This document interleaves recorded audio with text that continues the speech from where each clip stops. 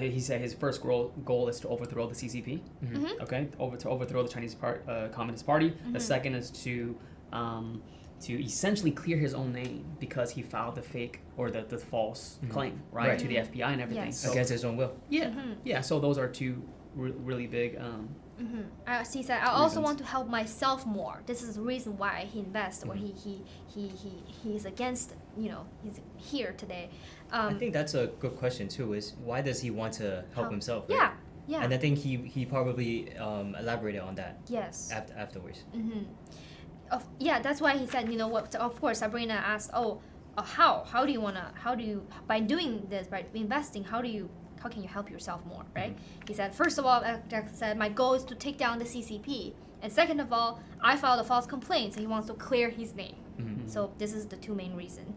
But, as a fellow fighter, you have a lot of reason to why you're in this movement, and then the reason behind your investment too, right? But then it's very clear. I think this is a really important part of his testimony today that shows how assertive he is, and he came all the way to U.S. and to cancel this lawsuit, and he kind of keep the investment in it, keep the money in the investment, and all that. He came all the way here with his family, and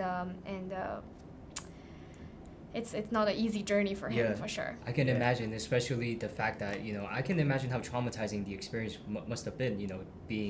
Being taken to a hotel with 5 other people who have been questioning you with a camera and everything, and then threatening to do things to your family as well if you don't enact on what they say.